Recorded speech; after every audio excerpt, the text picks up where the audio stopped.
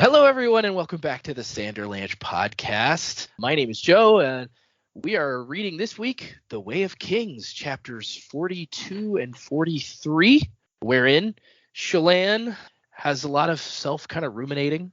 She's confronted with possible boyfriend feelings, and we just kind of see her waffle back and forth on what it is she's going to do. There is a looming boat pickup on the horizon for her, and she's decided she's just going to play her part. So that's where she was. And then Kaladin, we go back and he's still feeling pretty sad.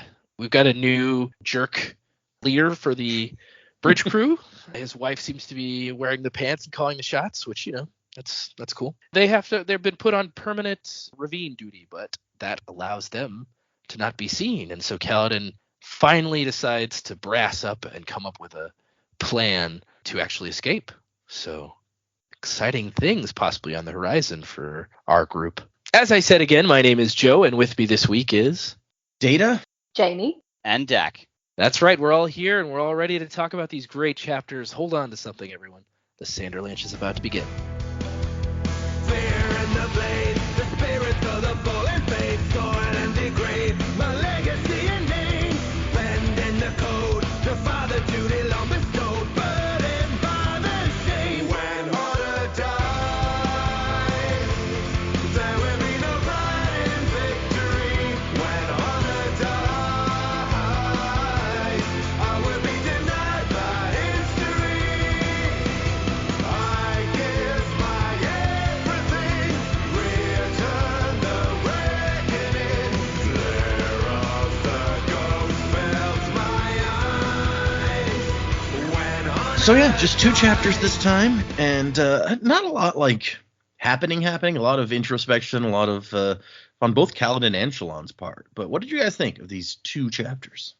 And we said this before we started, and you just reiterated it, for the listeners out there. But there isn't a lot that happens, but I actually do really like these chapters. The introspection is pretty nice to hear, and it makes sense at this point in our story because both of these characters have kind of come to okay, what do I do now? Moment, I think, for both of them, right? And so we've got a lot of interesting insights from Shallan, and she's actually internally vocalizing some things that we've actually said about her, right? That she might be falling for this dude, and that also she actually likes being a scholar now. She doesn't really want to leave. It is interesting to me, some particular pieces in here that the Ardent guy says to her, and so we'll talk about that when we get there. But her story is kind of getting more interesting after a little bit of a lull, right? It was kind of like studying. When am I going to steal this thing? Okay, now I stole it. Now it's okay, what do we do now? There's a lot of suspense building, I feel like, on this. So it'll be interesting to see that play out. And then Kaladin, he survives this ordeal. He loses hope and regains it almost too quickly, but at the same time, it's understandable based on the narrative so far. We're 60% of the way through the book. At some point, some kind of thing should be happening, not just more of we're all meant to die. So I'm excited for it to move on. It was kind of we were building to that, and then this bad thing happened, and then he survived the bad thing, and then it was we were going back down into the muck, and I was why? So I at the same time that I'm man, that was fast that he turned himself around. It also makes sense because we want the story to be building to something hopefully positive. So yeah, that's a great, good job. That'd be nice, yeah. Right? Yeah, it would be nice, right? If our characters that we come to like at least a little bit, if something positive would happen to them, that'd be great. So yeah, good chapters. I enjoyed every part that we read. Yeah, I can agree that it does feel like you're we're heading into this what does he call it? He calls it the wretch version of himself, where he just doesn't care about anything. Yeah. And it does seem a very quick turnaround, but it's just he's gonna fall into this, and then he kind of pulls himself back from the brink, and I guess that's better than sinking into it and then having to claw yourself back out. I don't know. Yeah, I mean, it makes sense. I think what it does, honestly, is it gives us some important information about Kaladin's personality. It's he's, even as a child, he's gone through these cycles, and what could pull him out was his brother, but his brother's gone. So instead of being able to be pulled out of it, historically after his brother was gone, he'd become really apathetic for a while. And so, we're kind of seeing this internalization of like, yeah, I shouldn't do that. I got to find a different way to deal with this. And so yeah, it makes sense, and it's good to see. What he needs is somebody to bring him some cool rocks. Right. Yeah, some sweet rocks, pull out their rock collection. He's got a cool rock. He's got that big dude. Yeah, that's true. That's fair, yeah. The horn-eating rock. It just sounds weird, yeah. But yeah, you're not wrong. Yeah, you ever seen my horn-eating rock? He's great. Yeah, I also like these chapters.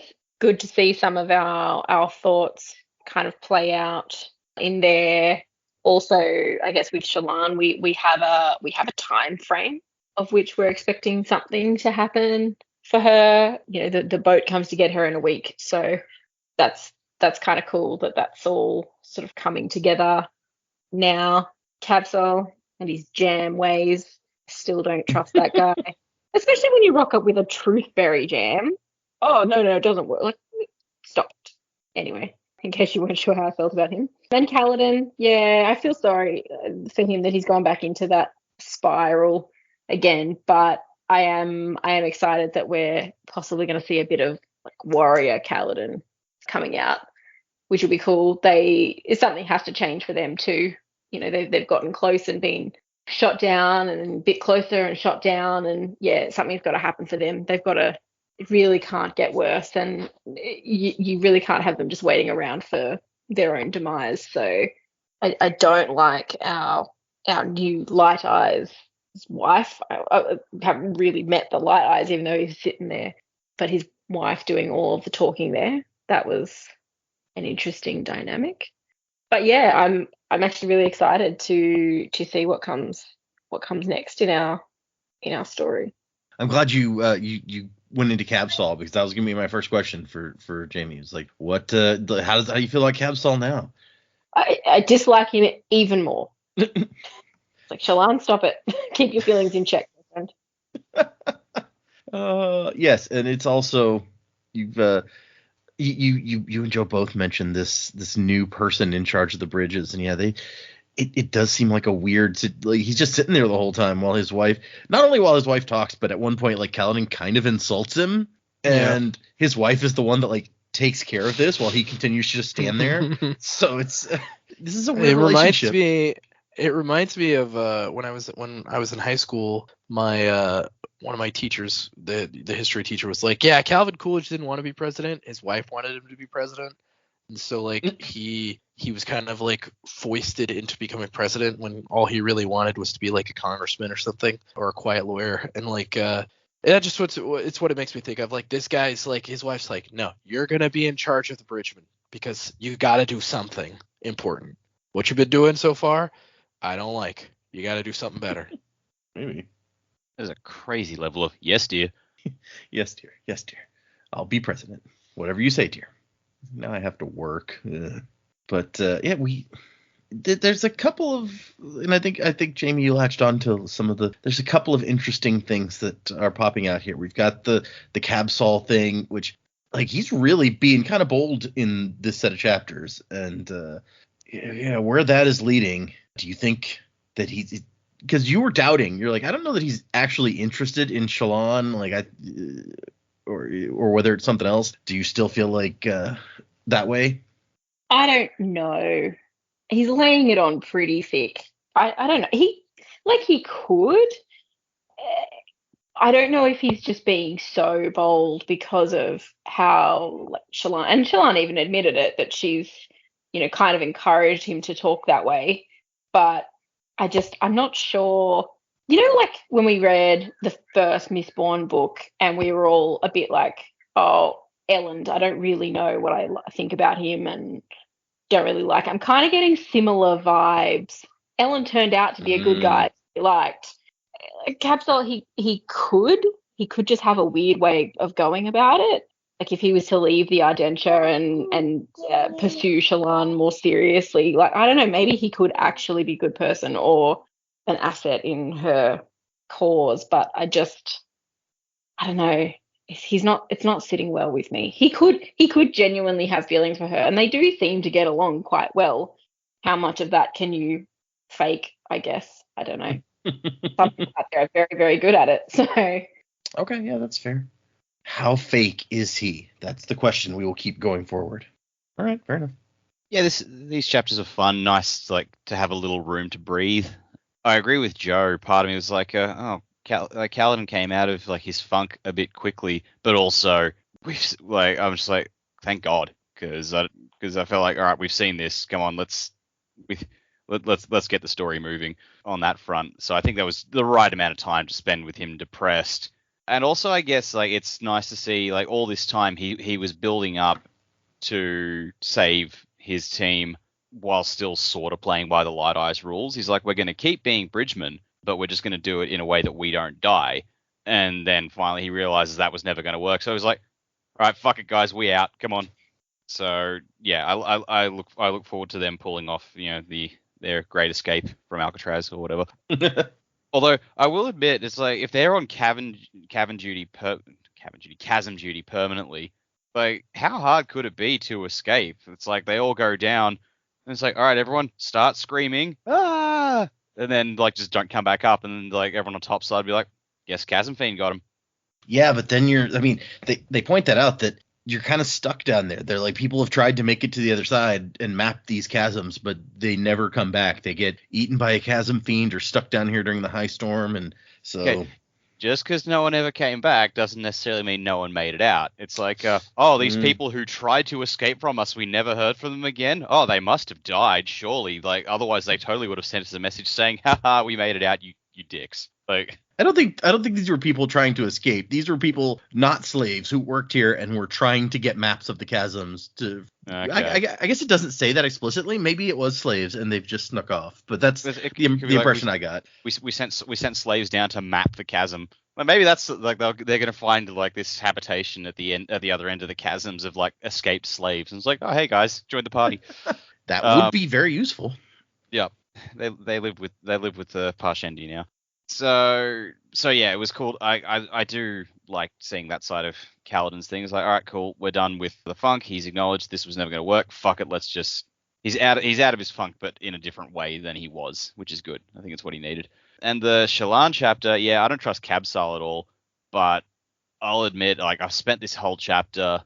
It's kind of like watching Rope, the Hitchcock movie, where like start of the movie they've got a dead body inside the apartment, hidden in a box, and they've got people over for a party, and you're just waiting for someone to discover it. Like, this is kind of what this is. We're just waiting for Yasna to go, so you've either broken or stolen my Soulcaster.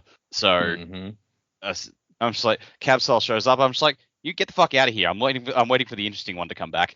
Yeah, Kabsal I don't like. I agree with Jamie. I think he is sus. Okay, Kabsal not the most popular fellow on the podcast. Interesting. Yeah, for the tipping point I think Jamie mentioned as well was the Truthberry jam. I'm like, really, dude? Wow. Some shady about these Truthberries. Yeah, okay, fair enough. I like the way you put it, that it was like, up till now Kaladin's been trying to play by the rules. He's like, we're gonna work within the system to try to improve things, and now he realized, well, that was never gonna happen, so screw him. Yeah.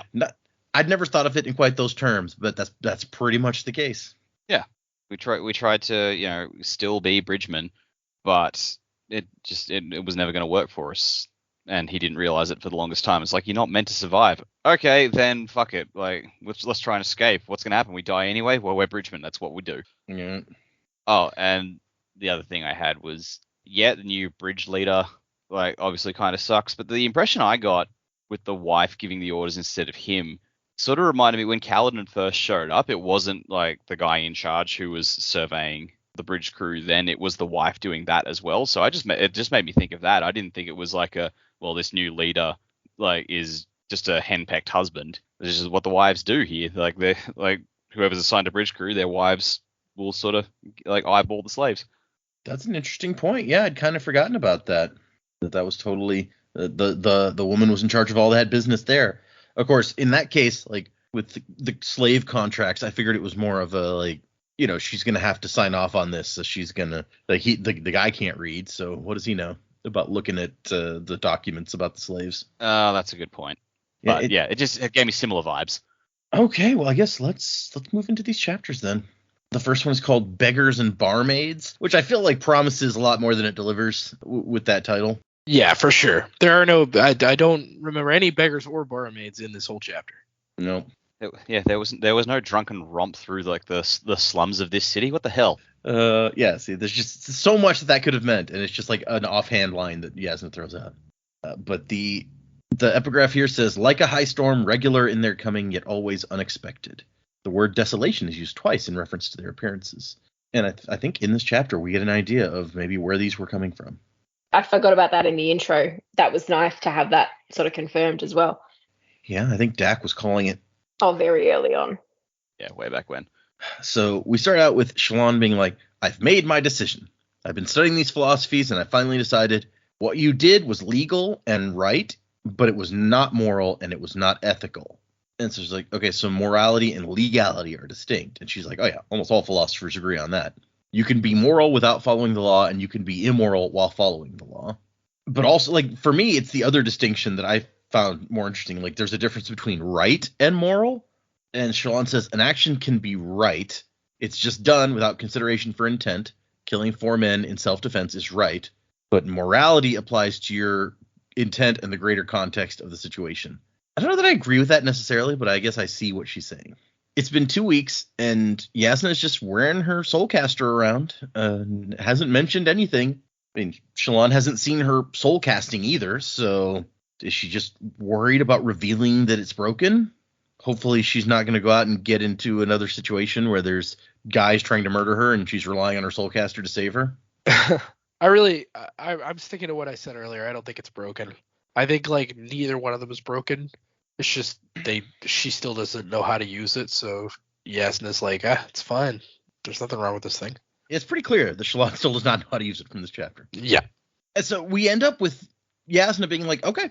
Shallan's like, you don't care that I'm basically calling you a murderer? And she says, no, murder is a legal distinction. You said that legally I was okay, that it was just unethically. And she's like, it took you 2 weeks of hard study to come to like this decision, right?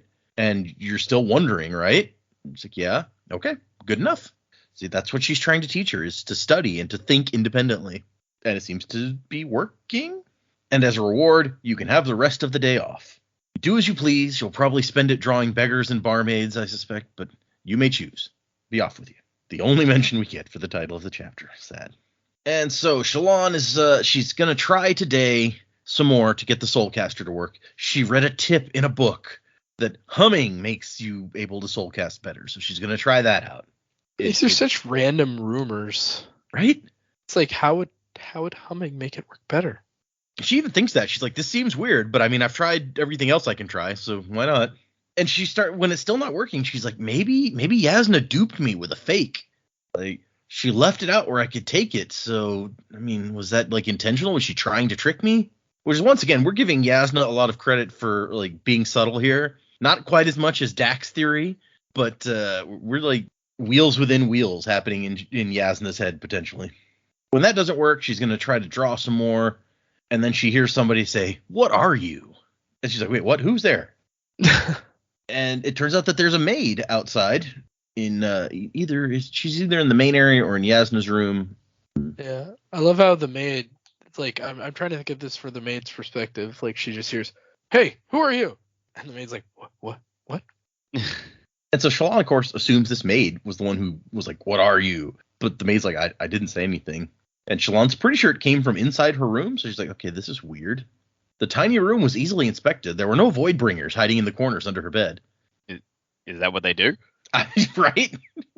We still don't know much about Voidbringers. Maybe that's where they hang out, under the bed. It's like, there was that monster in one of the recent Dresden books. It's like they emerge from anywhere there is a corner. I'm just like, oh, is that what the Voidbringers are? Oh, yeah, Ooh. The Corner Hounds. Spoiler. They're apparently from like the Cthulhu mythos. Corner Hounds. Yeah, it's a cool enough name. Yeah, it's a good band name. Yeah. Thank you. We are the Corner Hounds. I feel like he needs a British accent for some reason. I don't know why. Thank you. We are the Corner Hounds. 1, 2, 3, 4. It's King Ron again. He's also a rock star. King Ron. There's old King Ron, you know. Can't even get me girlfriend to pay attention to me no more. She's all Harry this and Harry that. Oh, actually, speaking of things involving voices we do on the show, Jamie, tell them what you saw this week. Oh yeah, I got. I was driving. I wasn't able to take a photo of it, but I was so excited. There were two guys in a truck, and they are the bug hunters who also remove possums. And I was so excited. Perfect. Very She had a nice. real life encounter. A photo. So if you're listening, bug hunters, you made my day. Oh, that's awesome. Okay. Yeah, the bug hunters. With a Now the possum sidekick. hunters need to hunt some bugs. Yeah. I mean, they don't exclusively hunt possums. It's true. They're pest control in a variety of yeah, ways. yeah, Possums just what they're known for, but they do Right. other things. That's their right. specialty is squishing possums. Yeah, son number one, you know we done kill anything that comes across our path. Yeah, we can do two things. Why shouldn't we? Yeah, like I can pat my head and rub my belly at the same time. You ever seen that? No? Are you looking at it? Check it out. Oh, God. Oh, God, I thought you was just having a spasm or something. Nah, boy, come lift up my shirt. Take a look. I don't wanna. Like, why are your clothes off? Smell like corn. Better than cheese, ain't it, boy? Hey. One time. Okay. Yep. Bug hunters, possum hunters, they're out there. It's been a while Yeah. since they showed up. You know, the people got to give them what they want. Sure. Yeah, they've been clamoring. If they want cheese and corn smelling possum hunters, look no further. So I'm just moving on. It turns out the maid was in Yasna's room, but the maids are not supposed to go in Yasna's room. She doesn't like people touching her stuff. And Shallan's like, oh, she's gonna be mad. You better tell her about it before she finds out. And the maid's like, okay. And then Shallan's like, actually, just you should go tell her right now. Go hunt her down wherever she is and tell her that you went in her room and touched her stuff. No point in putting it off. And it's the elderly maid side. Yes, of course, brightness. Like, I didn't need this shit. Can you today. imagine? Yeah, can you imagine? She's just like, you better go tell her right now. You touched her stuff. It's like, I've lived through so many years. I gotta go tell some young brightness princess that I touched her things. Really? But Shallan is going to use this as an excuse. Now she can go in and look and dig through Yasna's stuff, and Yasna won't know because if something's moved, she'll just think that the maid did it.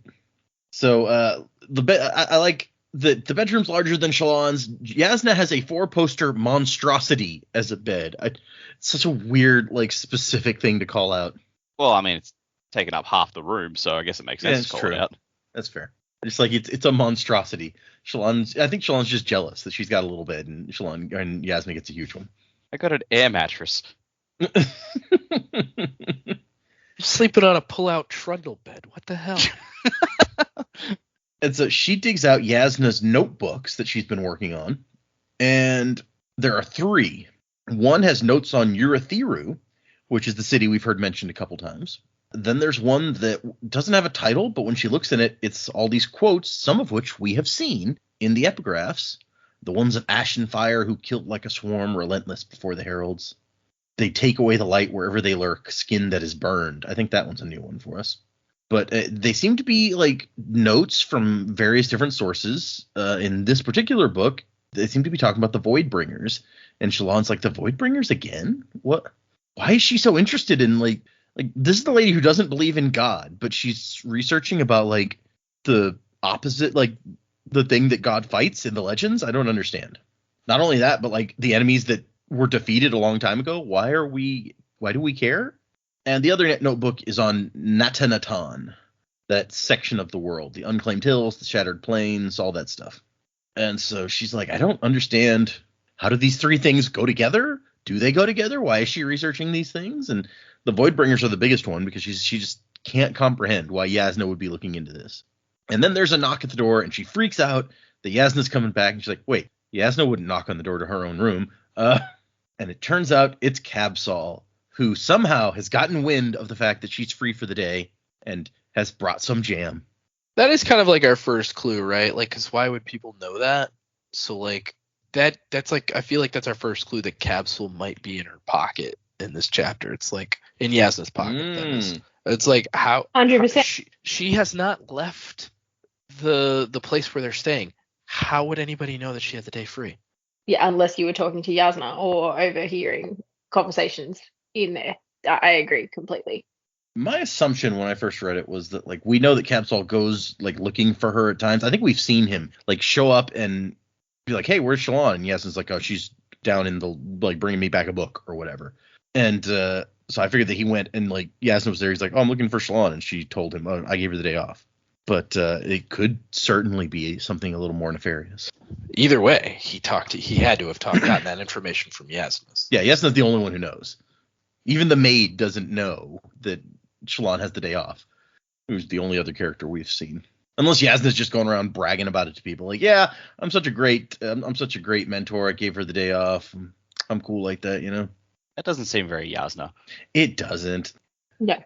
And so today, as has been mentioned several times, we have Truthberry Jam. Legends say that if you eat them, you will only speak the truth until the next sunset. And Shallan's like, wait, really? He's like, no, not really. The berries don't have any special properties, but if you burn the leaves and the stalks, they give off a smoke that makes people intoxicated and euphoric. So that's fun. They talk a little bit about the scholarship thing, and Shallan's like, I like being outside too much. I'm never going to be a good scholar. And he's like, a lot of great scholars spend their lives traveling.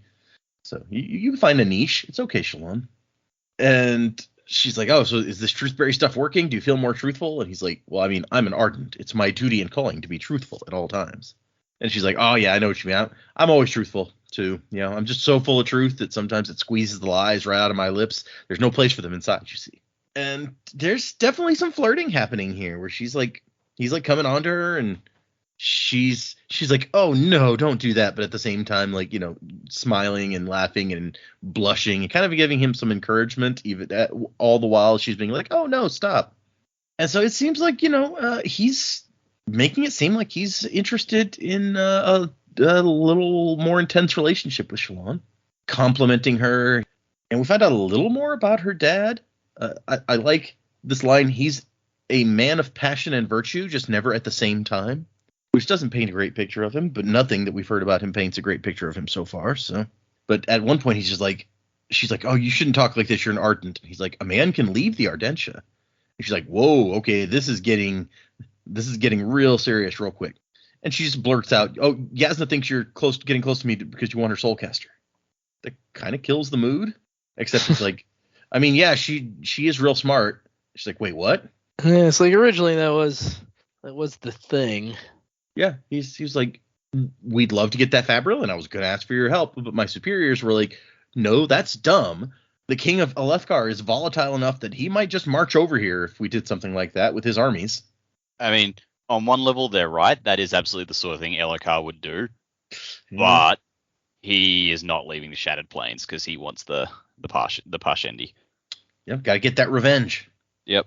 And he points out kind of some stuff that we've talked about already, where it's just like, you know, the shard blades and shard plate is really important, but like soulcasters are what makes large scale war possible, because you'd need like hundreds of wagons filled with food being shipped out there every month if you didn't have soulcasters just create food. And she's like, oh man, while we're on the subject, let me see if I can direct this conversation a little bit. I mean, I'm just so interested in soulcasters. I've always wondered what it would be like to use one. And he's like, yeah, me too. Yeah, I never used one of them. We don't have any in Kharbranth. She's like, oh, dang it. That's right. You guys don't. Okay. I mean, have you heard anything about them? Just people talking about using them? And he's just like, oh, yeah. I mean, there's a secret. You want to hear the secret? She's like, yeah. It's really not that difficult. I've heard it from several people. It's they keep it all mysterious and stuff, but you just like, you put your hand on there, you tap a gemstone, and it just works. And she's like, well, I mean, that's not what Yasna does. And he's like, yeah, supposedly if you use one long enough, you learn how to control it better. Yeah, this is kind of like saying, it's like, oh, you know, driving a car is simple. You just put your foot on the accelerator, you jiggle the steering wheel, and you're good. It's like, what you're saying isn't untrue, but you're missing a lot of info. Shallan just assumes that he's been lied to and doesn't and believes the lies, because she's like, no, I've tried that. That doesn't work. Which could be correct. Maybe she's right. Or maybe Dak's right, and there's just more to it than that. And so she's like, I kind of killed the moment, huh? And he's like, well, I'm glad you did. I get carried away sometimes. I think it's time we call it a day. And then the king comes strolling through the garden where they're having their little picnic, and he like ducks down, and he's like, the king keeps careful track of his ardents. I'm supposed to be on cataloging duty. And she's like, wait, what? You're like taking off of work to have a picnic with me? I thought you were supposed to be like protecting my soul. He's like, yeah, some of the other ardents think I'm a little too interested in you. She's like, well, I mean, clearly they're right. Absolutely correct. And then after he leaves, she finds this message that was left for her. It is the Captain Toesbeck of the Wind's Pleasure, the ship that dropped her off here, saying that, we'll be back in Carbaranth soon. Of course, we'll give you package. We'll give you passage and return you to your states. We have your package. So they rock up with another soul cast. I was like, where did you get this? Some guy told us to bring it to you. Said his name was like Kelsey or something. I don't know. But they're trying to get it back. Are they? That's a Yes, good point. they are. Or Wait, are there's this note at the bottom here. What does it say? Just to fuck with people. Signed, Wit. nice. We don't know that she knows Wit in any way, but yes, I could totally see it. Well, she doesn't know Wit, but maybe like I don't know. And I'm gonna have to when it gets to predictions, I'll mention this as well. But I don't know how deep the relationship between Yasna and Wit goes, but I feel like they get along. I could see that. Yeah. So Yasna might have told Wit shit by a span read. That's a fair point. They might be buddies. I could see that. Yeah. I guess in my mind the question is like, we know that Wit makes an exception for Dalinar. Like we never see him insult Dalinar.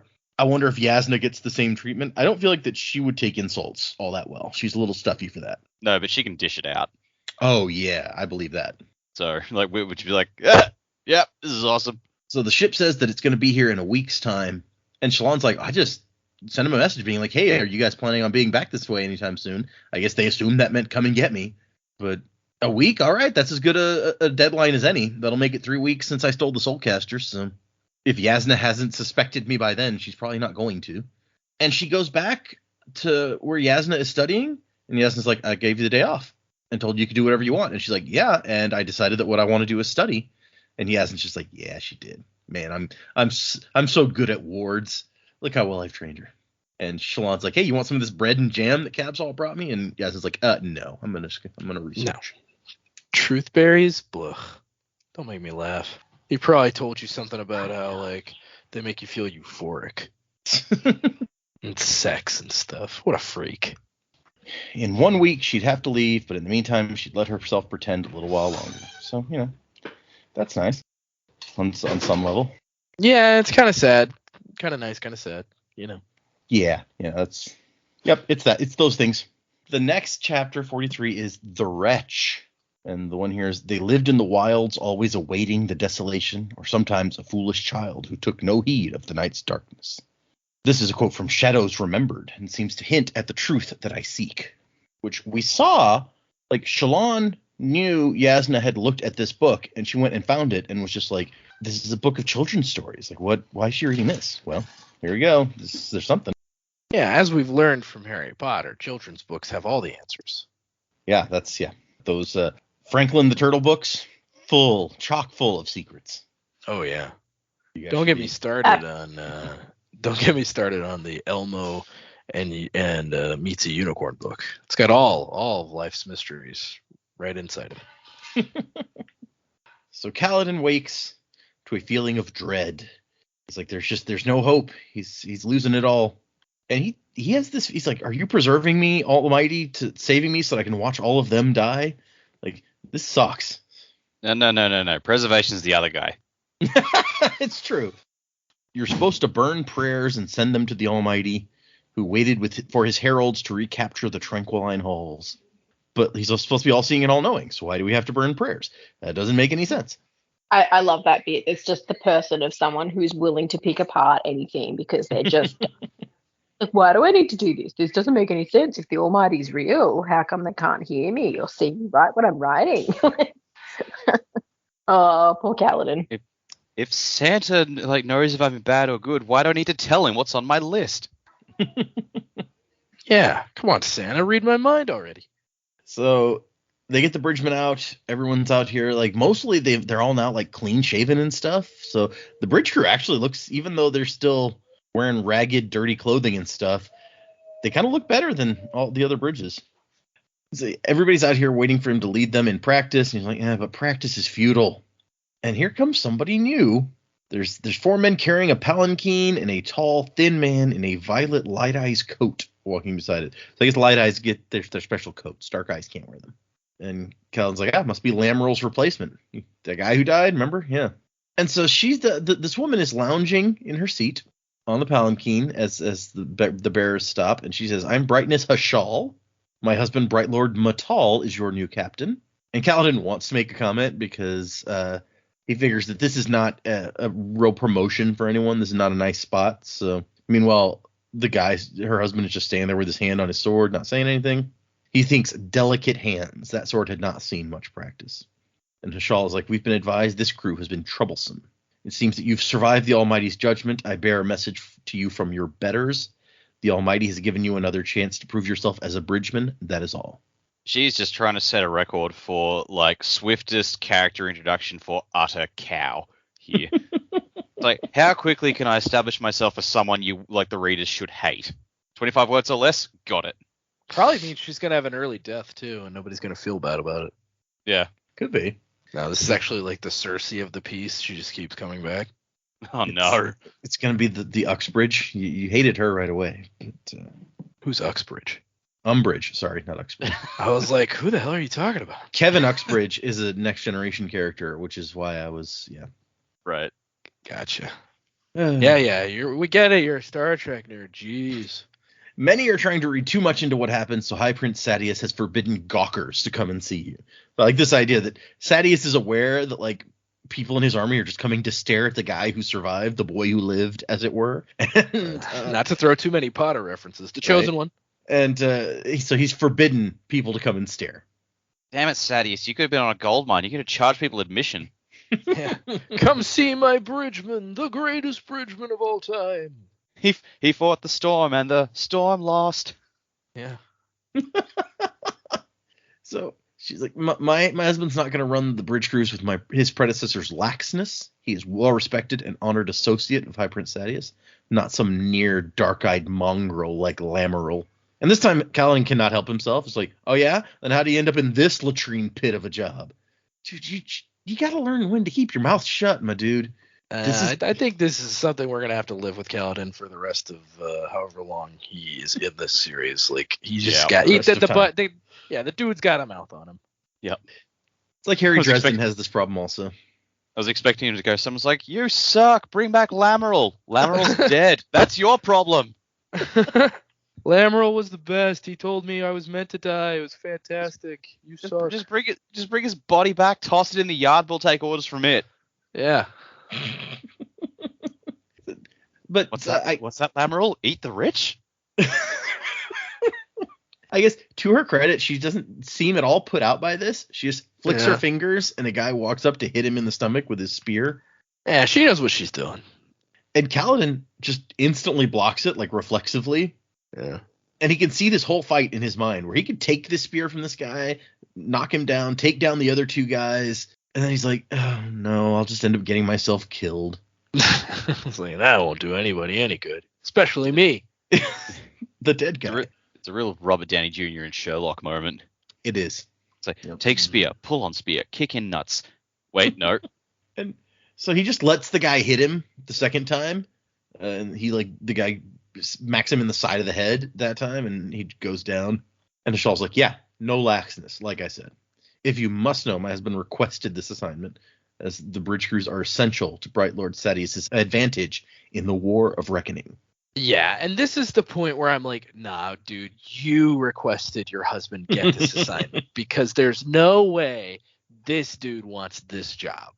He's just like, whatever, I don't have to do any of the work, apparently. Yeah. So. I'll just sit here, let my wife talk, collect my fee, and all the honor. But, like, I don't know. If I was him, I'd be more hesitant. It's like, the last guy died. Yeah, it's true. And not because of anything he specifically did. Because of something that he didn't do. He didn't stop them from side carrying. Yeah. It's like, Are you trying to get me killed, wife? What did I do? And so yeah, maybe that's it. She volunteered him for this because she's like, oh, the last guy died. Maybe I can get rid of this guy finally. She says, from now on, aside from normal bridge duty, each crew will be only assigned one type of work duty. Gaz, and then Gaz pops out like we didn't even know he was here, but he's like, what? Hey, you're talking to me? He's just hung over in the corner somewhere. He's like, What? Are my spheres lit up yet? And so Bridge 4 is now on permanent chasm duty. You see, efficiency. And then they leave. And I do like that her husband just like, strolls off. He never said a single word. And Moash, still a pissy little guy, where he's just like, chasm duty. Great job, lordling. She'd see us dead from a chasm fiend. Like, how was this Kaladin's fault? Because he didn't die? Whatever. yeah, shut the fuck up, Moash. You're out of your element. And so Pete, The chasm fiend is not the issue here, dude. lean, balding Pete is like, what are we going to do? What are we going to do? And Kaladin's like, we get to work. It's a very dramatic end of a scene moment. And so then here they are in the chasms, walking around, dead people everywhere, a lot of debris and such. Mhm. Yep. And Syl's like, hey, man, Kaladin's pissed off. He's like, I could have taken that guy down. I probably could have beaten all four of them. And Syl's like, well, why didn't you then? He's like, I thought you didn't like killing. And she goes, I hate it, but I've helped men kill before. And he's like, wait, what? This is a revelation. Yeah, what are we talking about now? Increase my killing power, you say. Jumbo, perhaps. Jumbo? Perhaps. Perhaps not. And so he's like, how did you do this? She's like, yeah, I don't know. I have this vague memory. I remember very faintly that I did it, and it was right to do. I feel it. He's like, okay, whatever. And so he's like, I didn't do it because there's no point. There's no point to anything. Nothing means anything. And then he gets into his dad. His dad said that, like, you can't kill to protect. But Kaladin's like, you can't protect people no matter what you do. The world wants them dead, and trying to save them is pointless. Wow, that's dramatic. All right. And she says something weird. Like, is that why you didn't accept it? The glory all those months ago? He says, no, that was something else. And then we move on. Which, what the hell does any of that mean? I don't know. We've gotten a couple of clues that like the Lynes were gonna like lift him up or something, and he was like, nah, I'm good. And like that made them mad. Like that's the sense I'm getting. It's like he refused like some kind of honor that they were gonna give him, and that pissed them off. Yeah. Because, yeah, he did mention before, like, they don't take it well when you turn down their gifts. That would make sense. They were going to give him a medal, and he was like, shove your medal up your ass. And then they made him a slave. And, like, he's talking to Syl, and Teft's like, hey, what are you saying over there? Nothing important. And Syl is slightly offended by this. She's like, you were talking to me, asshole. What the hell? That's not very truth of you. Yeah, it's no truth at all. So Kaladin feels like he's cursed. He always survives. And Rock's like, what are you talking about? That's not a curse. He's like, no, I'm just going to have to watch everybody else die. So it kind of is. And Rock looks troubled and leaves off at that point. And then Teft comes up. He's like, hey, I mean, you want to talk about it? No, I don't want to talk about it. Okay, well, you got to tell the men something. Like, they're confused. He's like, oh, okay, fine. I'll tell them something. We're all going to die. There's nothing I can do about it. It's hopeless. There, I explained it to them. Jeez. Okay, dude. And that's not great. Everyone, I mean, Kaladin was the one who has been pushing them to have some hope in this horrible Bridgeman existence. And now that he's given up, everyone's like, man, Kaladin's right. Yeah, we're just going to die. Everything sucks. And Teft is like, it seems pathetic to give up. We should keep fighting right until the end. You know, journey before destination. What does that mean? I don't know. Something I heard once. And Sigzil's like, it's something the Lost Radiants used to say. It was part of their motto. Life before death, strength before weakness, journey before destination. Between this and his little melancholy bit at the end of the other chapter, I'm just like, what does Sigzil know? He sounds like he knows a lot more than he's letting on. He does. It does sound like that, doesn't it? Yeah. We find out he's educated Sounds like a smart in some cookie. way, so, yeah. Yeah, he's a professor or something, right? So I he don't think- says. Yeah, I don't know that we know that. We know he didn't finish his education and that he had a master, but I think that's all we have necessarily. Something about like he was put away for murder, like you tried to kill your master, and he's like no or something. I don't know. Yeah, he said that it wasn't his master. That wasn't the one he tried to kill. Yeah. Something about this is just like you sound something's very strange about this, and I don't know what. Like you know, Look, I was on the wrong side of a philosophy lesson. It went bad. I don't know what to tell you. Sorry, Dak. Yes. Keep going. He ate some bad truthberry jam. Yeah. Yeah, no, like for some reason, like the more he talks, he reminds me a bit of Seth.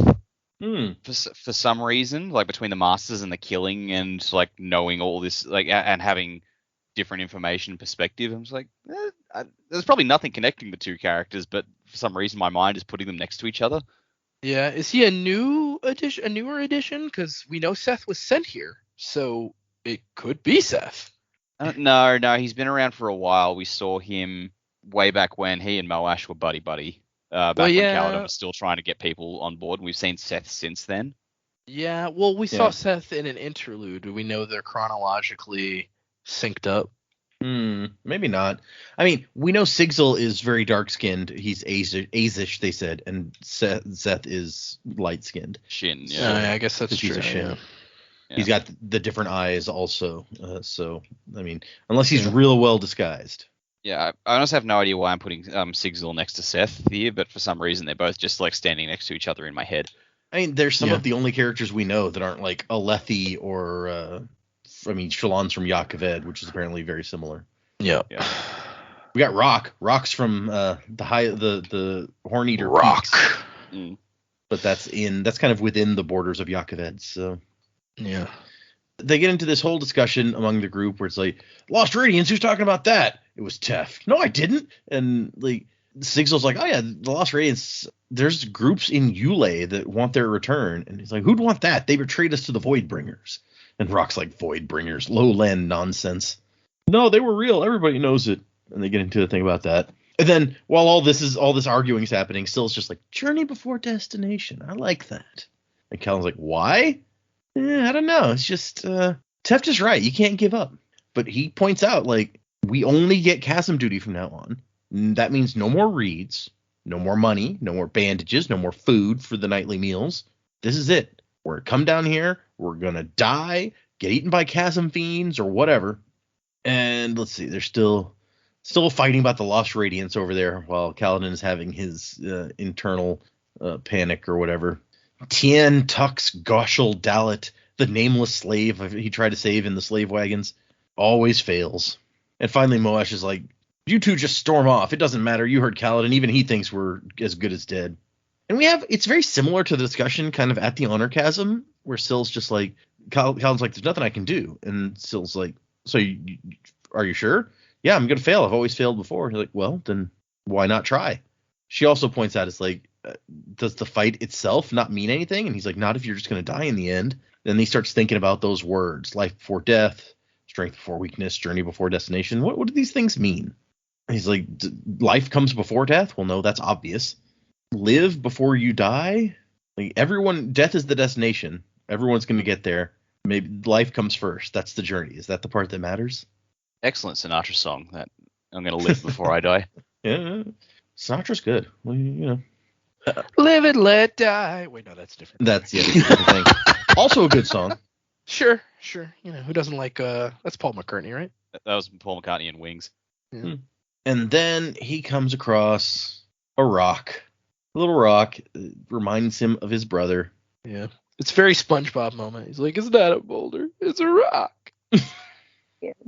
And he's like, I mean, we're still alive for now, and you promised you were going to try at least one time. And I think what it really comes down to, it's like he says that he sees the wretch standing before him. That being that person meant release, it meant apathy. But is that really what I want? Like, being that guy didn't protect me. Everything still sucked. It just led me basically to where I was going to commit suicide. So is that what I want to do? And he decides that no, that's not what he wants right now. And George like, okay, guys, there's one more thing we could try, but it'll probably end up with us all dead at the hands of our own army. And they're like, hey, you said we're going to die anyway. You're right. And she's like, okay, we're going to try to escape. And they're like, you can't escape. We're a million miles from anywhere. Nothing out here but great shells and high storms. And so he says, look, they send us down here every day. They don't send any supervision because all of the guys in the army are scared of getting eaten by chasm fiends. So they just send us down here by ourselves. And it's all busy work. It doesn't take that much time to find the amount of salvage that we have to bring back. So that gives us time to do something else. And he kicks a spear up from the ground at Moash, who catches it. And he's like, I'm going to train you to use these. And the plan is, I'll train you all how to fight with the spear. And then one night we'll go to like the guard post and kill them, and we'll run. And they're going to send guys after us, and hopefully they'll underestimate us. They'll send a small force. We'll kill them. And by the time they send a larger force, maybe we'll have gotten far enough away. Which is a hell of a thin plan, I feel like, but they don't have a lot of options. And he's like, Sadeas is going to go to great lengths to capture us. He maybe send a whole company after us. He can't let us kill his soldiers, a bunch of slaves kill his soldiers, and then run off. And so he's like, this is what we have. And Tef's like, I'm in. And Moash is like, me too. I like Sigzil's like, I'd rather spit in their Alethi faces and die on their swords than remain a slave. Which, all right, there you go. You're at about a 10. We need you at about a 6. Yeah. Let's ramp up gradually. It's like, hey, we're not there yet, man. Calm down. No, I want to kill him. It's like, whoa. Wait a minute, man. And Rock's like, and I shall cook you all much food to keep you full while you kill. He's not going to fight. It is beneath him, he says. Dunny, on the other hand, is like, I'm your man, Captain. Let's do this. Yeah, I'll put him right in the shitter. And so they start working on a plan, and that's the end of our chapter. And then we get a cool illustration after this. The history of man, which is composed of 5 events here. The whole history of man comes down to 5 things. The expulsion, the loss of the Tranquiline Halls. The desolations, the war against the Voidbringers.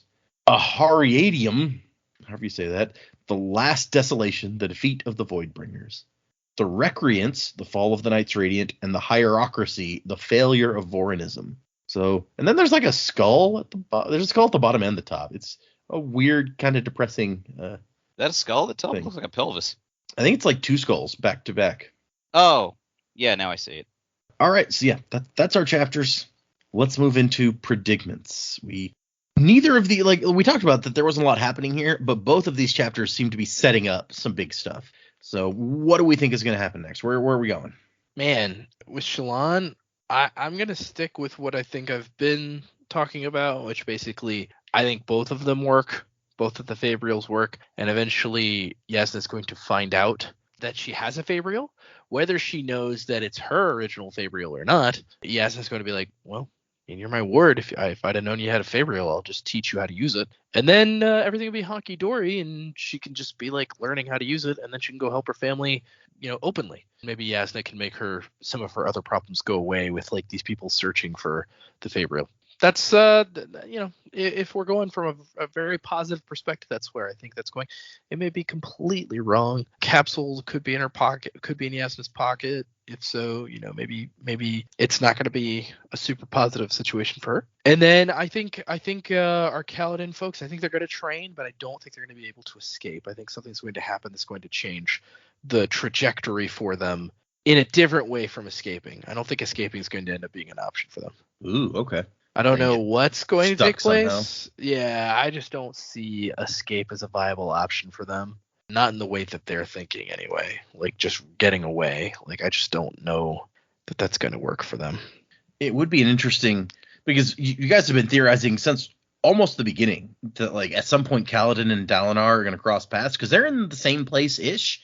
Yeah. And they're 2 major characters. If Kaladin runs off and like they escape from the Shattered Plains and the 2 of them never meet, it will seem very weird that they were so close together but never like met. I mean, they're in completely different circles, so not crazy weird that doesn't happen. But at the same time, yeah, I feel like it's going to happen.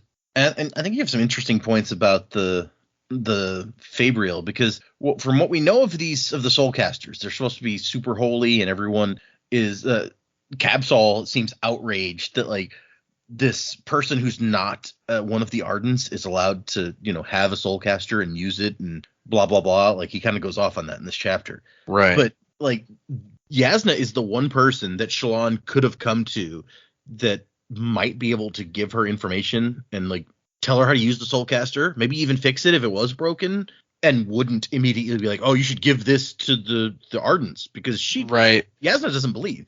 So it is weird that like it wasn't even something they thought about trying. It was like, hey, will you help us?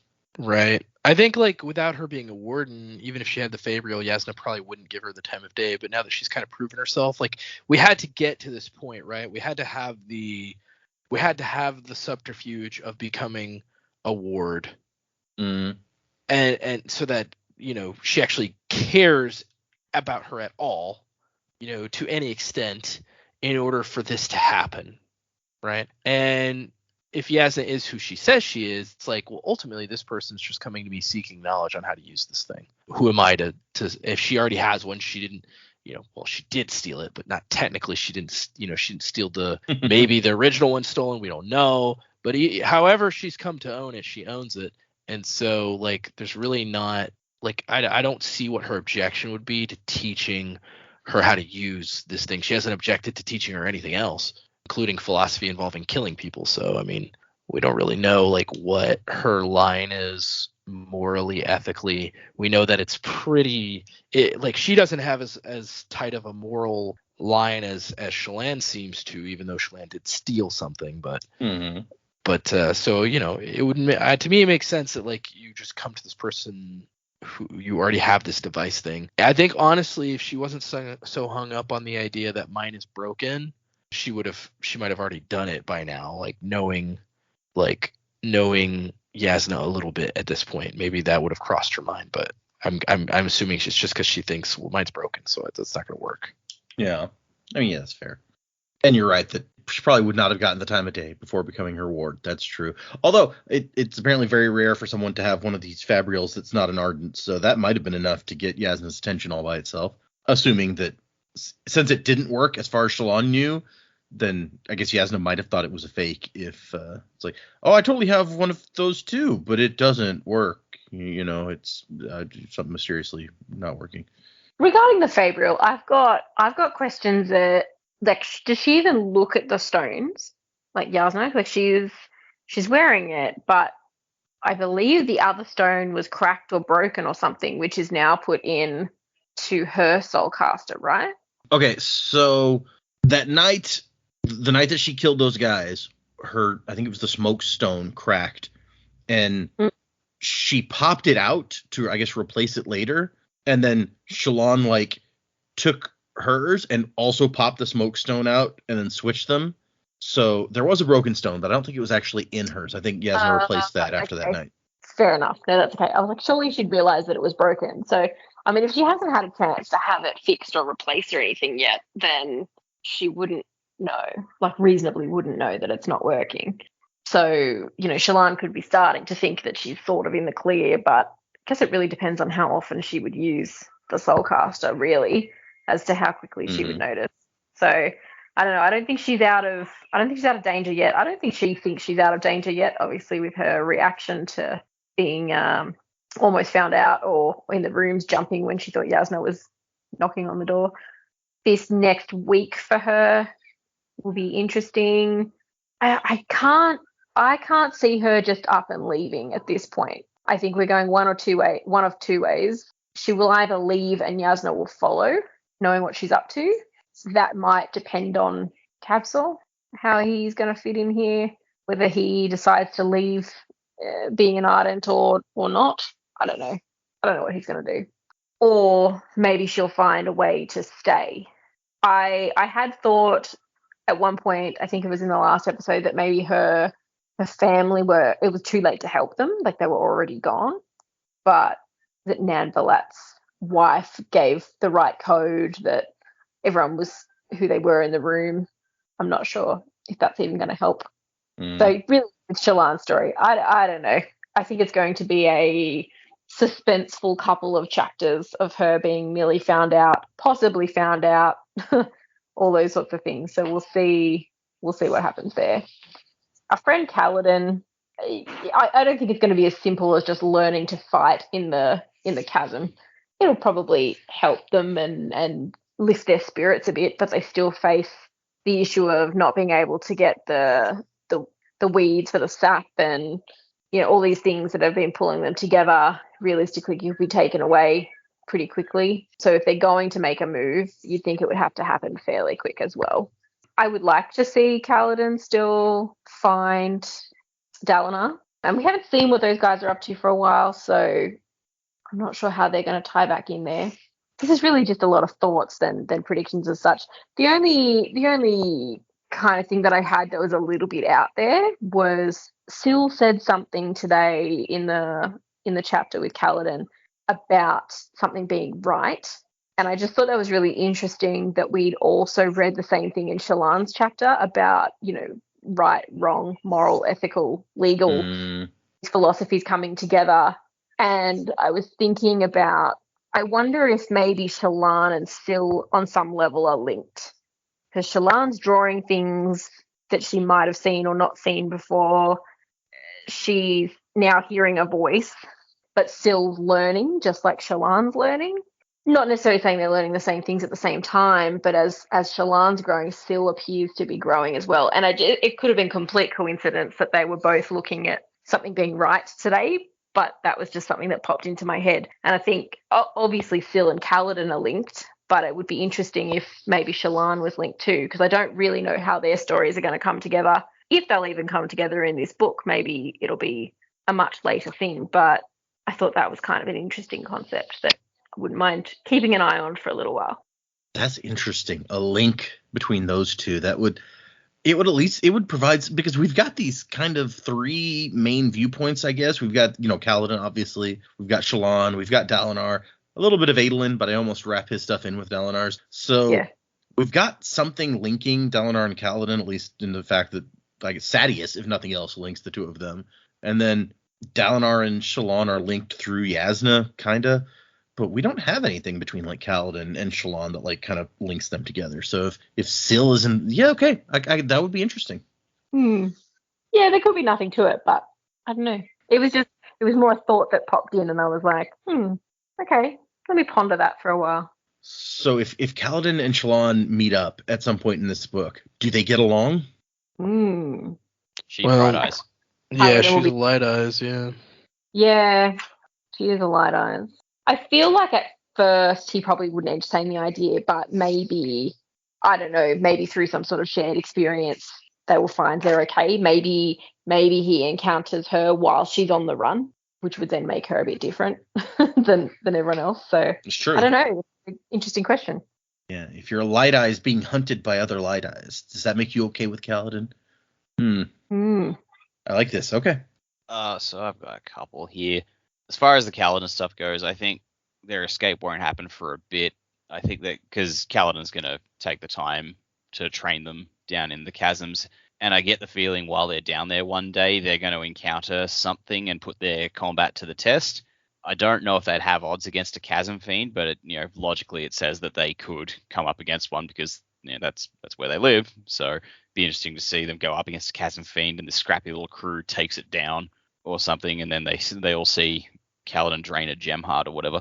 But also just as possible is like it'd be cool if they did run into a Parshendi team that are also doing chasm duty, and like they'd have that awkward, oh shit, do we fight now? And the Parshendi's like, guess so, come on. Because I think that'd just be like a really funny thing. It's like they're just training in the chasm, and all of a sudden this Parshendi team just comes around the corner. They all just look at each other awkwardly, like, uh-oh. And then they have their combat scene. Because it'd be nice to see the Parshendi up close rather than just from a distance peppering us with arrows. So yeah, that's the thought I had for Kaladin, but that's just speculation of this could be cool. Whether it's likely or not is another matter. But my bigger one this week is more about Yasna. Like we had Shallan like looking at her stuff and just going, wait, she believes in the Voidbringers? Like why the hell? Like she doesn't believe in God. Why does she believe in what God fights? So I think she might actually have more of a peek behind the curtain than we realize. Whether it's through Wit, who we suspect is Hoid, and just talking to him, or if she's in connection with the Ghost Bloods. Like we know that like they're on this world. They've been messing with Shallan's family, but if she has a connection with them, she might know more about the nature of shards and like just have more information from that. So she's like, well, I can't believe in God because I don't believe in their divinity. They're just a bunch of dudes who killed God and took his stuff. So yeah, maybe that's the case. And yeah, like so she's researching Voidbringers because they're the agents of Odium or possibly Desolation, because they keep talking about Desolation in connection to the Voidbringers. So I'm like, maybe Desolation was the shard of this planet, then Odium killed him or something and took over his gig in the High Storms. I don't know. Interesting. Yeah, we have heard Desolation a lot. You're right. And we know that Odium's trying to kill some other shards, so I could see that. Yeah. I like you're like, and then he took his gig, which just to add insult to injury. Well, I mean, Kaladin definitely saw someone in the storm. There was a big ass face in the storm. You are not wrong.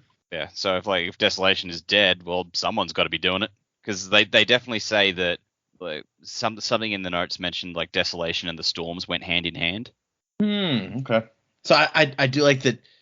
Jamie was like, I think something's gonna have to happen soon with Kaladin and his crew, because they basically they're not gonna be able to make money for food and things and medicine and whatever anymore. So the longer they wait, the worse it's gonna get. So it's gotta happen soon. And Jack's like, I don't think it's gonna happen soon. I think it's gonna have to take a little while. So like she made a lot of good points. I'm just thinking in terms of, well, they need time to train people, so Kaladin's going to want to drag that out as long as possible. So it's true. Yeah, it takes a while to train a dude to use a spear.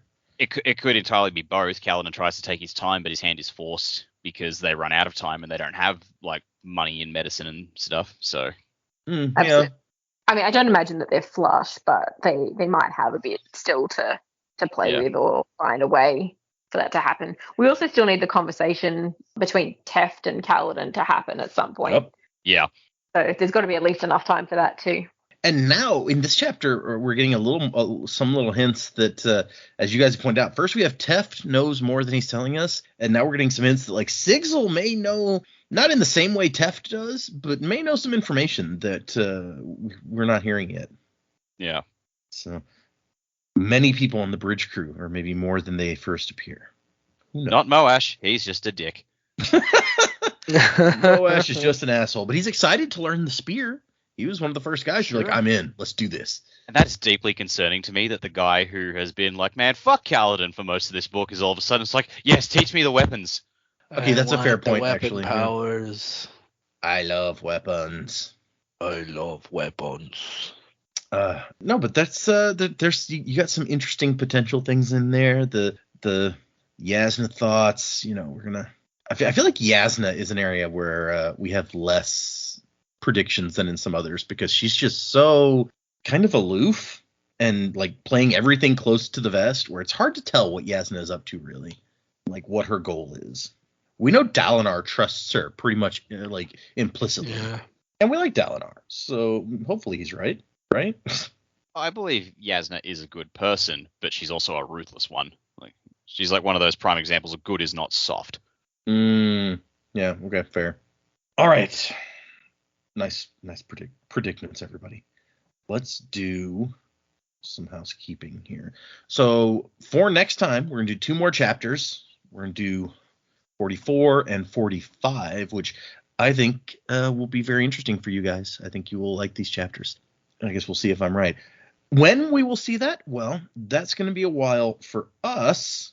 And as I mentioned last time, we're going to have a 2-week break because I'm going on vacation, and I'm gonna go to Australia and New Zealand and all sorts of fun stuff. So whether that 2-week break was before this episode or after this episode, still not sure. So you may have already had it, or you may be about to have it for the audience out there. So at this point, you know better than I about when this break is going to fall. But that is whenever the next episode comes. In contrast to this one, it will be 2 more chapters. We have some emails. We have some patrons. We didn't have any new Apple Podcast reviews, so let's do the patrons first. Okay, the first one is Mark at the ska level. Mark, you are a wind whisper. You store senses. Good old tin. Nice. And this one appears to be someone from the UK, also at the ska level. All right. They're called Ceres. Cerys. So Ceres. Well, whatever your name is, you're a sparker. You store mental speed. Thank you, new patrons. If you guys want to check out our Patreon, the episodes of my initial read of Defiant are still getting posted. I don't know how many I will have time to edit before I leave, so while I'm gone, they may slack off a little bit. But I am, let's see, I just, as of this recording, the last one to go up was chapters 31 to 33, and there are, let me see, that was finished episodes. Chapters 31 to 33 was episode 11 of that book, and there are 1, 2, 3, 4, 5, 6.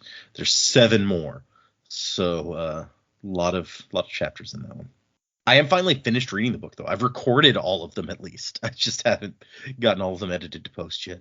High level, now that I'm finished with it, pretty fun read and an interesting wrap up to the series. It does leave some stuff open because like Brandon had some help writing some of the short stories that came in between like book 3 and 4 of the series, or 2 and 3. I don't remember where the short stories came offhand. Another author by the name of Jancy Patterson helped him out, and he is going to let her write like a sequel series in the same universe. So he left some little, doors open for in the universe for her to play with. I'll be interested to see where she takes that. So Defiant was fun. If you want to hear my specific reactions, check out our Patreon. You can find us on Patreon as The Sanderlanche Podcast. Pretty easy. Patreon.com/TheSanderlanche. All right, let's do the emails then. Moving on to emails. The first one is Mike from Virginia. We've heard of Mike from Virginia. He's emailed before. This one is called Bridge 4 for Life. Sup, Gonchos? Mike from Virginia reporting in again. Sorry in advance for this long email. I am over halfway through Oathbringer now, having finished Way of Kings, Words of Radiance, and Edge Dancer. So I've passed you all up, besides Data, of course. It really adds another level of respect to the crew for me, because there's no way I could set these books down after only reading 50 or so pages. Now that I'm pretty well introduced to Roshar, I'm starting to think about my favorite characters across the whole Cosmere, and I wanted to share my top 5 favorites, as well as ask everyone else what their top 5 would be. If top 5 is hard, top 3 is cool. So for Mike, it's Vin at number 1. By far the most badass character I've ever read, he says. Her ability to think outside the box and develop ways to beat opponents she may not be supposed to is unrivaled, and she has that Luffy/Naruto inability to quit even when all the chips are down. Number 2, Kaladin. You guys aren't too far along yet, so I'll leave the reasons off of this one. Number 3, Wayne. Most laugh out loud moments and most fun I've had reading a Cosmere character. Number 4 is Lightsong. He could definitely be annoying sometimes, but his backstory and that ending were just so awesome to me. Number 5 is Steris. Best development of a character I think Brandon has accomplished. I was somewhat iffy on her at the start and adored her by the end. Honorable mention to Vasher. He seems super cool, but we didn't get to see enough of him on the page. As I made up this on the spot, I realized that 5 is kind of hard. So if the crew wants to do their top 3, that's cool. P.S. Data, you seem a little worried about someone reading through quickly and following your order. I don't think the Kelsier reveal in Bands is ruined by knowing he's doing his sliver/cognitive shadow deal on Scadrial somewhere. I was still up in the air thinking it was Marsh for most of that book anyway. I can't know for sure, but I think knowing the events of Secret History improved my Era 2 experience more than saving that reveal. Whatever order people read in, I think reading everything before starting Stormlight is the moves. There's so much Cosmere shenanigans that you wouldn't catch without reading other stuff. A lot of reading orders that have the Way of Kings early on. Why? Seems weird to me. LOL. Thank you all so much for the content you create. I enjoy it a ton, and all 4 of you bring a unique perspective and awesome personality to the podcast. Until next time, Airsick Lowlanders, from Mike. So there you go. There's Mike. Wants to know everybody's top 3 or 5, whichever one you want, favorite Cosmere characters that you've had so far. We go the usual. I was about to say, whoever can already come up with their characters, you can go while the others are thinking. Yeah, that's a tall order. I've got a list here, so go for it. Well, there you go. So I mean, to no one's surprise, my number 1 is Marsh. Mm-hmm. He may not be the most developed character out of the rest, but I have a thing for the Forgotten Brother characters, and all the shit he went through. I really feel for the guy, and I cannot express how happy I was when he came back in Era 2. So Marsh is my number 1. Steris is my number 2. We've talked at length about how cool she was, and just her development as a character was the best. 3, I think I agree with Vin. I think she took a lot of typical fantasy tropes, turned them on their heads a bit, and came out of it just a really cool character. Same with number 4 was actually Serene. Yeah, no, the more I look back on Elantris since we finished reading it, the more fondly I've been looking back on it. I think, man, Serene was a really good character. I'll pay that. And number 5, this is probably the one that's going to catch most people off guard, is Miles, 100 Lives. Ooh, okay. I thought he was just a great bad guy. He was the one who, I think the whole sympathetic bad guy trope has been overdone a bit lately, but I think he made it work. So no, I can agree with that. Yeah, Miles, I don't know that I'd call him sympathetic. He was an asshole. Oh, he was, but it's like I can sort of get why he's doing it and why what drove him down a dark path. I think he would have started out idealistic and he got more cynical as he went on, and then he was just too far down the rabbit hole. Yeah. So yeah, no, I I like Miles. Like he did come off as like, this is Kelsier gone wrong. Mm-hmm. Yeah, I 100% agree that it's like, I get where he's coming from. I see why he would do the things that he does, and he's got really cool power that he His takes power is advantage so of. cool. Yeah, so that can go a long way. But yeah, I agree that very, very cool bad guy. Yeah. Like, no Stormlight characters yet, but it's like we just haven't seen enough of their stories to really make that call at this point. So. I like those, Dak. Good job, man. Thanks. I'm gonna go, and this could change. I'm very fluid in my likes. I feel like, especially like the more I get to know something, like my perspective on it changes. So I'm gonna give a list, but I can't say that this is like my be all end all, especially because obviously we haven't read all the way through everything. So right now, this one, I'm gonna go back to front. So I'm gonna go start with number 5. I actually like Kenton from White Sand. Which okay. I know that's a little Nice. bit out of left field for some people, especially like if you're listening to this and you skipped over our White Sand stuff. But Kenton just seems very interesting to me. I really would love like a whole novel set in that world, just because that kind of structure, like the hierarchical structure of their society, just seemed really interesting to me. Even though, because it was a graphic novel, didn't go quite as in depth as like the novels do. It was a fun read, and I like Kenton. I think he's a fun character. But then my number 4 is actually going to be Clubs. I liked Clubs a lot, the entire first book, and the second book I was a little disappointed that he ended up passing away in the Well of Ascension. That was kind of a bummer, but I understood the stakes were pretty high in that book, and near the end especially. So I got it. I understood why it happened, but it was a little disappointing because I like Clubs a lot. He's one of my favorite characters. And then number 3 is going to be Kelsier. I like Kelsier a bunch. He's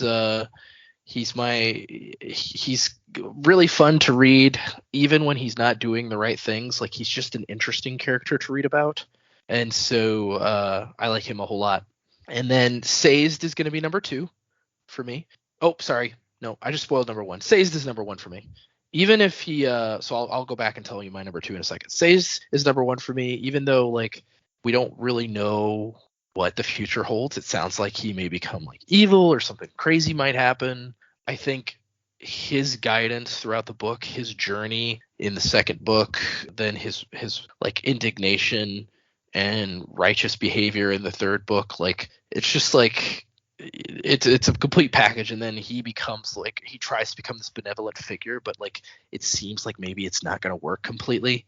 So Sazed is my number 1 right now. And then my number 2, sorry, going back, is Wax. I liked the Wax and Wayne stuff a lot. I know I'm picking a lot of Scadrial people, and I almost had Kaladin on this list, but we haven't read enough for me to put Kaladin on the list yet. I like Kaladin a lot, and I really wanted Vasher on the list as well, but Vasher, he's really cool, but at the same time, like, we just didn't get enough, unfortunately, with that single novel for me to declare him as one of my favorite characters. So I'm gonna go with and of course Hoid almost made the list, but again, there's so much unknown about Hoid. It's like I just don't know enough to put him on the list. But yeah, Wax is my second. I like Wax a lot. He's a fun character. I honestly liked him starting out, and in the second book and in the third book, the choices that he makes near the end of the Lost Metal, not necessarily the choices, but just like kind of his internal stuff going on with him. I kind of like him a little less near the end of the series, but that doesn't mean I don't like him a lot. He's a really fun character. So, and it's cool to see like a character, because in the original Mistborn era, we're seeing our main players have like our big main players, like Kelsier, Vin, and then later Elend, have all of the powers, right? Then you got this guy Wax. He's got 2 powers, and he's like amazing. So True. it's just fun to watch or to read. So that's probably my top 5. Nice. And I think probably no one is going to have a super huge love for anyone from Stormlight at this point yet, because like you said, we don't know them. We haven't had time to get to know them very well. Despite the fact, I guess we've read more in this book than this was 17 episodes. That's the same number of episodes as more than any single Era 2 book. And I think it's the same number of episodes as like the first book that the first Mistborn book. So we've gotten a fair amount with these guys. You don't realize how difficult a question this is until you're put on the spot and having to come up with a list. So I hadn't really given it too much thought, but and I don't have a particular order, unfortunately, but I definitely had Sazed pre-Harmony. So at Mistborn Era 1, I really liked Sazed's character. I think it was really sad what happened to him and watching him come back from, losing the love of his life. But I think that made him a stronger character, and obviously then to take up the mantle and be Harmony. I think just Era 1, he was a fabulous character. And he's one of those ones that I think I liked from the moment we met him as well, which sometimes they're a little slow to make an impression character-wise. Vin is just badass. Absolutely is definitely in the list. Steris, she might be my favorite character. I think there was a lot that I was able to kind of identify with her on, some of which is almost uncomfortable, but you're like, oh yeah, okay, I see that. I kind of agree with you. But I think she was a fabulous character. She was kind of she wasn't really in the first book that much, but it was, I didn't expect her to become such a big, important character to that whole story as she did. And it got to a point where I was like, I want Steris back on page. She's so awesome. And then from, books 2, 3, 4, she was always there and always awesome, which I loved. I would say they would definitely be my top 3. Stormlight's hard because we don't really know where anyone's going. I like Dalinar's character, but I guess it's probably too early to say that he's in my top 5.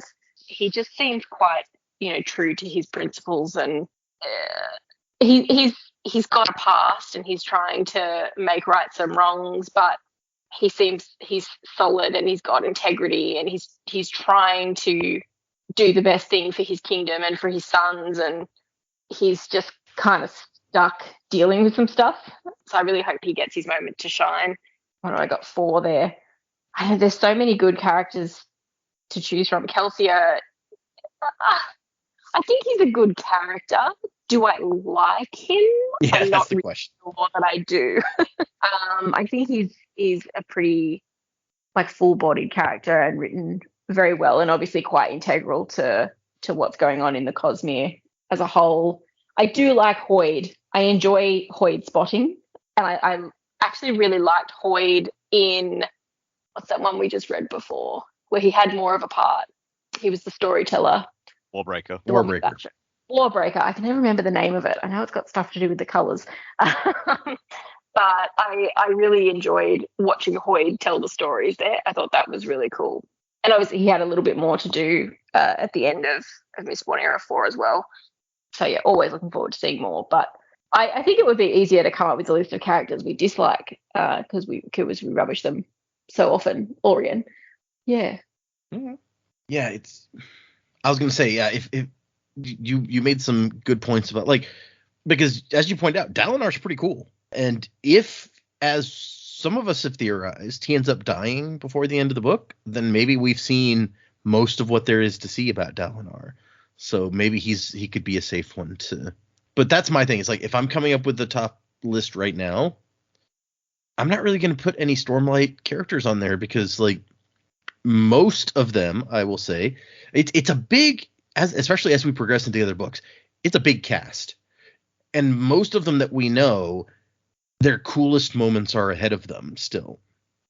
So if I tried to pick any of them, I feel like I would be potentially spoiling something for you guys. If I was like, oh man, Dalinar is my favorite, you just wait till you see the cool stuff that he does, then maybe that changes how you're going to read the rest of this book. So, I wouldn't go into. Turns out Dalinar dies this book, so don't even worry about it. His coolest moment was catching a crab claw. That was a very cool moment, I do have to say. So yeah, I cut you off. What'd you say? Were you talking to me? Sorry. Yeah, I cut you off. What were you saying? I don't know. I said something about he dies in the next chapter, but there must be a delay because I definitely finished before you started talking. Oh, okay. So yeah, I'm not going to throw out a Dalinar or Shallan or anything like that because I feel like that would change things up. There might be some contenders for me in the secret projects, like maybe a painter or something. But once again, you guys haven't read those. I'm not going to throw that kind of thing out. He likes Yumi. He likes Yumi. No, the book Yumi and the Nightmare Painter, very good book. That and Tress, I think, were the top books from the secret projects. But all right, anyway, Sunlit Man was get there trash. eventually. Got it. Nah, I wouldn't say that. It just was third place for me. So I'll throw out my top 5 real quick. Having prefaced it by saying that, like, the Stormlight and secret projects and stuff might largely change my list. Vin is my number 1. I love Vin. Final Empire was my first book, my first Sanderson book, not my first book ever. That would be weird. Yeah, when I was a baby, my mom was reading me this Final Empire. Wow, she went into the future and got the Final Empire for you somehow. And then this young boy got his throat slit outside of a party, and you were like, "Oh my god!" Wonderful bedtime reading. Make sure I don't go to any parties. Jeez. Okay. Yeah, jeez. Is Elbow in this book? No. You better hope not. And what about Grover? Everybody loves Grover. Elbow is here to lead the resistance of the sky. Probably do a better job than Yedden did, but Well, Yeah, that's low true. bar, low bar. but anyways, yes. For many reasons, I love Vin. She's amazing. The rest are more in no particular order. I'm going to say that I also Wax and Steris separately and together are high on my list because I love each of them and I love the way that their relationship develops and the way that by the end they work together so well. I think that like relationship elevates the two of them above even like their individual awesomeness. And then I'm going to pick 2 characters that I think are just fun for the last 2 on my list. So there's going to be Chris. I love Chris. Not as much. I mean, in White Sand, she's okay. She actually kind of grates on me at sometimes in White Sand. But then like as we see her later when she's grown into like this like world hopping explorer, like when she confronts Wax at the party and is asking him all this stuff, like I think she becomes a lot of fun. It seems like. And then I'm going to say Nightblood, who's just always hilarious. True. Nightblood's a good one. If I had to pick someone from Warbreaker, Nightblood definitely. Before you got to a certain point in the book, Denth might have been my favorite in Warbreaker, and then just you broke my heart, Denth. Oops. Yep. Anyway, here's a challenge for the listeners. Actually, like for him to email in while we're having our break or whatever. I'm always fascinated by those sort of odd side supporting characters, and you get people who are like, no, that one is my favorite. It's like they were in this book for all of one chapter. They're your favorite out of the entire thing, really? Like no judgment. I just genuinely enjoy hearing people talk about why those. So if you're a listener and your favorite character is, I don't know, Human the Colossus or someone like that, like email in, let us know who and why, because I love hearing stories like, no, who's another good character. Allomancer Jack is your favorite. Allomancer Jack. Handerwim. Handerwim, exactly. Handerwim no, could be your you favorite, know what- not Allomancer Jack. No, if your favorite character was Meow Meow. It was Steris and Marisai's dad. Oh, Lord Harms. Yeah. Yeah. I like Meow Meow. That should be your favorite Meow character. Meow. Yeah. Oh yeah. I've forgotten about Meow Meow. Well, If your favorite character was Alrian, write in, let Jamie know why. Oh no. jeez. If your favorite character was the Smiling Allomancer. No, Smiling Obligator, that guy. Oh yeah, that guy. Norden. He's great. Norden. Good Norden. guy, Norden. Yeah, just like so even Orian's a stretch because she was in the book for quite a lot of it and a major presence like throughout it. Yeah, just like the really offbeat Unfortunately. characters. Yeah, but just like the really offbeat characters. Like, is there someone for whom Human is your favorite character? I would love to know. I like the guy that was Wax's valet when they went to that other city, and then they start getting shot at and stuff. And he's like, "Does this happen all the time?" And Steris is just like, "Did you do no research about the guy before you took the job? Like, this is on you, my man." Yep. That guy was great. Okay. We got a couple more emails. Thank you for your email. I love the conversation prompting ones are great. The next one is from Karen, and it says, "Hey crew, hey Dak, Jamie, Joe, and Data. I just found your podcast a few weeks ago and have gotten caught up with the Stormlight episodes. I've listened to some of the Mistborn episodes. I have to say, I enjoy listening to the theories of the newbies and being annoyed at myself when they catch on to something I missed on my first read through. Calling out that Sazed was the hero of ages back in Well of Ascension was well played, Jamie. Thank you for all the work you put into this show, especially given how you guys are halfway around the world from each other. Thanks for the look back on this amazing set of books. I look forward to continuing the journey with you. From Karen. She's just, it's bold, just doing the Stormlight episodes and then like, I'll dip into the Mistborn. I feel like I will be shocked if we make any sense listening to us that way. We have so many inside jokes at this point that we reference constantly. Like volcanoes are just everywhere. And if you just started listening with the Stormlight episodes, I'm sorry. You have no idea what half of the stuff we say is. Then they just started talking in weird southern accents about possums and... Yeah. We make so many Futurama references and have talked about it so often that at this point we don't even say like, oh man, that's us making more Futurama references. We just make the references. And so if you hadn't heard us like talk about Futurama a million times before, then you're just like, what was that voice that he just did? Who's Zoidberg? What is going on here? I think we made 3 Futurama references that we didn't point out today. Yeah. Yeah. Right. So if people don't like it, they can go sit in the Angry Dome. Yeah. So thank you for listening. And if you started with the Stormlight episodes, I'm sorry. Thanks for sticking with us. I'm impressed. Okay. One last one from Senti. Senti. Senti. I don't know. Hello. I've been listening to your podcast for a couple months and decided to send an email. I'm currently on the Lost Metal for the pod, but I've also listened to how far you got on the Way of Kings. Some Lost Metal things. I love how Dak is a fan of Marsh. I feel like he tends to be pushed to the side by both the fandom and the books, and it's nice to see other people to be fans of him. Marsh is my boy. Yeah. My boy, Blue. Hopefully, we see him in the next eras just hanging out his death, helping to protect Scadrial. I'm really enjoying all the Cosmere lore drops in this book, and I'm curious to see how it will affect you guys reading Stormlight, since I'm pretty sure Era 2 is meant to be read in between Eras 1 and 2 of Stormlight, I assume is what that was saying. Not sure, though. I read Stormlight first. Really enjoying your Stormlight reactions. Your jokes about Kaladin stealing Kelsier's Survivor bit was really funny, especially since when you really look hard, you can see a lot of similarities between the two characters. They're very different people, but have similar stories. I agree about Kaladin's flashback chapters feeling out of place. I like the story, but I just want to get back to the present Cal trying to save Bridge 4.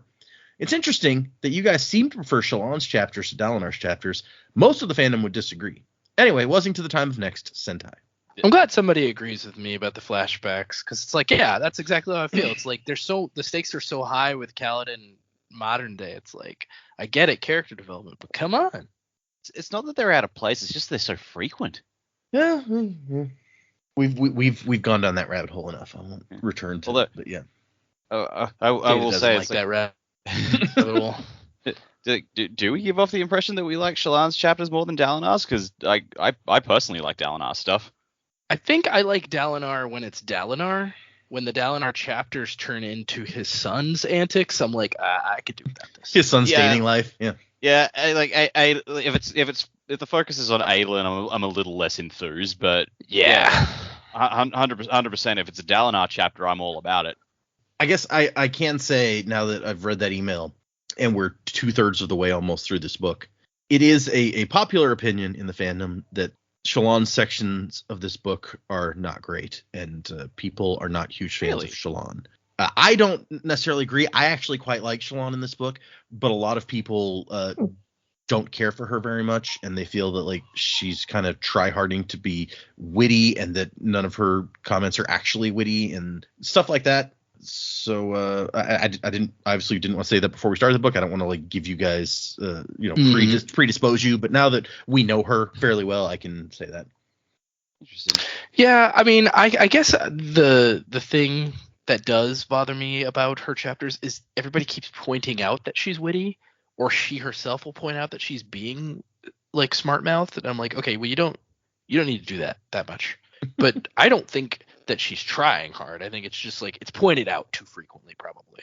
Yeah, I would agree. Like people can stop pointing it out, but aside from that, like I actually think I think I'm going to draw a very weird comparison here. I think that her smart mouth is similar to Spider-Man's in the sense that he does it as coping with like a nervous reaction, because she's there to steal from a very dangerous individual. She is like shitting herself half the time. The jokes are her way of coping. So I don't find them particularly forced. She's quippy to be, to make herself feel more comfortable. Yeah. I definitely think it's a coping mechanism to a degree that you guys aren't even yet aware of. I think that you've really hit the nail on the head there. Whoa. Ooh, let's dissect that. I'm sure it has to do with her dad. But so yeah, those were our emails. Thank you guys. That's some cool, thought-provoking emails this time. If you want to send us an email, the address is thesanderlanch@gmail.com.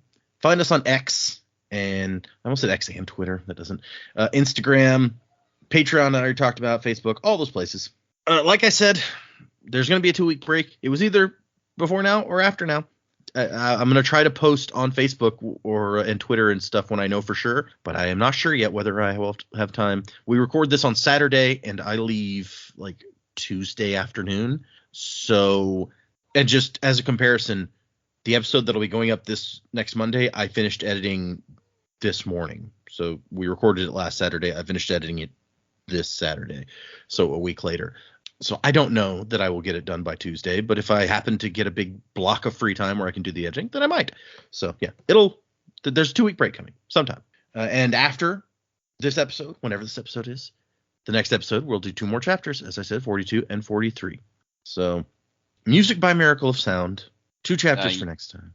Mean 44 and 45? I'm sorry. Thank you. I didn't highlight the ones that we already did. Yes, we just did 42 and 43. Don't read those again. I mean, you can. But we're going to be talking about 44 and 45. Yeah, I don't think they want to do that again.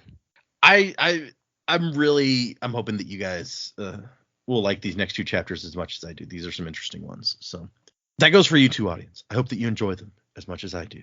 That'll be our 19th episode of this book, which is going to take us almost further than any. I think Elantris was 17 episodes.